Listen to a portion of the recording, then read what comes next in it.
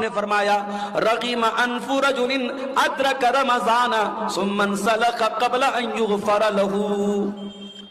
اس انسان کا بھی ستیاناش ہو جائے، وہ انسان بھی برباد ہو جائے جو رمضان کے جیسا قیمتی مہینہ پائے اور پھر مہینہ ختم ہو جائے اور اس کی بخشش نہ ہو سکے، اس کی مغفرت نہ ہو سکے، اللہ تعالیٰ کے یہاں اس کے گناہوں کی معافی نہ ہو سکے، اس ایک مہینے میں وہ توبہ نہ کر سکے، وہ اللہ سے اپنے گناہوں کی معافی نہ مانگ سکے، اس سے بڑا بد نصیب کوئی نہیں ہے۔ قیمتی گھڑیاں آپ کو ملنے والی ہیں، اس کی قدر کیجئے گا، موبائل میں ضائع مت کیجئے گا، فیس بک میں برباد مت کیجئے گا، گیم کھیل کر کے برباد مت کیجئے گا، دن بھر سو کر کے برباد مت کیجئے گا، ایک ایک منٹ کو قیمتی سمجھیے گا۔ بہت بڑا مہمان آپ کے پاس آنے والا ہے، اللہ کا مہمان آنے والا ہے، اس کی قدر کیجیے گا۔ رمضان کا مہینہ بھی تو ایک مہمان بن کے آ رہا ہے، ایسا مہمان بن کے آ رہا ہے جو اللہ کی رحمتیں لے کر کے آ رہا ہے۔ یہ مہینہ ہمارے اور آپ کے گناہوں کی بخشش کا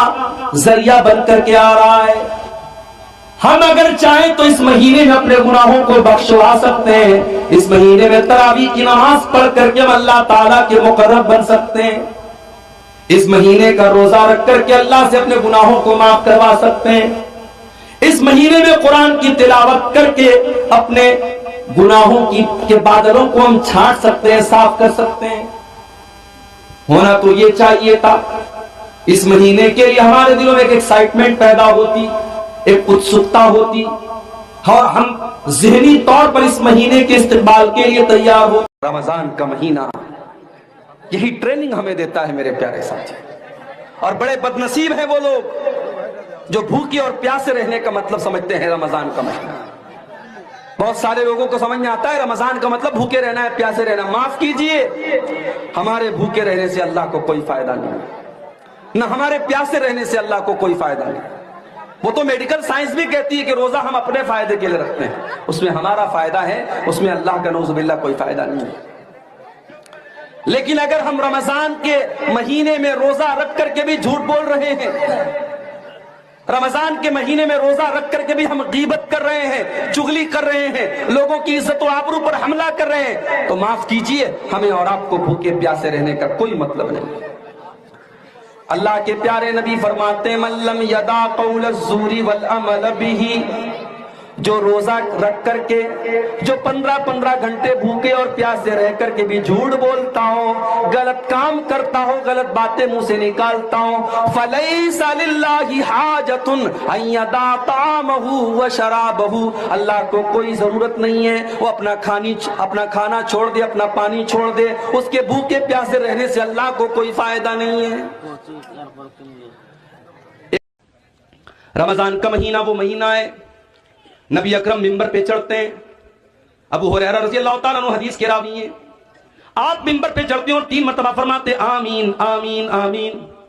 صحابہ کہتے ہیں اللہ کے نبی کیا بات ہے، آپ آمین کیوں بول رہے ہیں 3 بار؟ آپ نے کہا جب میں نے منبر کی پہلی سیڑھی پر قدم رکھا، جبریل آئے اور انہوں نے کہا کہ جو انسان رمضان کا مہینہ پائے فلم یغفر لہو، اور اس کی بخشش نہ ہو سکے، فقد عبدہ اللہ، اللہ تعالیٰ اپنی رحمت سے دور کر دے اس انسان کو، برباد ہو جائے وہ انسان جو رمضان کا مہینہ پائے اور اپنی بخشش نہ کروا سکے۔ جبریل نے یہ بد دعا کی اور مجھ سے کہا کہ آمین کہو، تو میں نے آمین کہا۔ پھر جب میں دوسری سیڑھی پر پہنچا، جبریل نے کہا کہ جو اپنے ماں باپ میں سے دونوں کو یا کسی ایک کو بڑھاپے کی حالت میں پائے اور اس کے ماں باپ اس کو جنت میں داخل نہ کر پائیں۔ بڑا مسئلہ ہے میرے بھائی، ماں کی طرف سے آج مدرسے میں چندہ دینے کو ہم تیار ہیں، باپ کی طرف سے مسجد بنوانے کو تیار ہیں، ٹیوب ویل بنانے کو تیار ہیں۔ ماں زندہ ہوتی ہے تو ماں کے اوپر 5 روپیہ خرچ کرنے میں بھی ہمارا دل گھبراتا ہے، باپ زندہ ہے تو باپ کو 100 روپیہ دینے میں بھی ہماری جان نکلتی ہے، اور ماں کے مرنے کے بعد اور باپ کے مرنے کے بعد بڑی محبت ہمارے دل میں پیدا ہو جاتی ہے اور مسجدیں بنواتے ہیں، مدرسے بنواتے ہیں۔ معاف کرنا میرے پیارے ساتھیوں، جتنا خرچ آپ ماں باپ کے مرنے کے بعد ان کو ثواب پہنچانے کے لیے کرتے ہیں، اگر ان کی زندگی میں اتنا خرچ کرتے تو شاید آپ جنت میں چلے جاتے۔ اے میری پیاری ماں بہنوں، ذرا سبق سیکھو صحابہ کرام سے، ذرا نیکی کے کاموں میں بڑھ چڑھ کر کے حصہ لیا کرو، ذرا آخرت کی تیاری میں آگے بڑھا کرو، جلدی کیا کرو، دیر نہ کیا کرو۔ وَسَارِعُوا إِلَىٰ مَغْفِرَةٍ مِّن رَبِّكُمْ، اے اپنے نوکری کے لیے بھاگنے والوں، اے دکان کے لیے دوڑنے والوں، اے اپنے کام دھندے کے لیے دوڑنے والوں، وَسَارِعُوا إِلَىٰ مَغْفِرَةٍ مِّن رَبِّكُمْ، اپنے رب کی مغفرت کو پانے کے لیے بھی تو جلدی کرو، اپنے رب کی جنت کو پانے کے لیے بھی تو جلدی کرو۔ معاف کیجئے گا، میرا لہجہ تلخ ہو سکتا ہے، مگر یہ کڑوی سچائی ہے کہ ہم اور آپ دنیا کی فلائٹ پکڑنے کے لیے جلدی کرتے ہیں، دنیا کی ٹرین پکڑنے کے لیے جلدی کرتے ہیں، مگر موت نام کی فلائٹ اور موت نام کی ٹرین جو کبھی بھی چھوٹ سکتی ہے، اس کے لیے میرے پیارے ساتھیوں ہم جلدی نہیں کرتے۔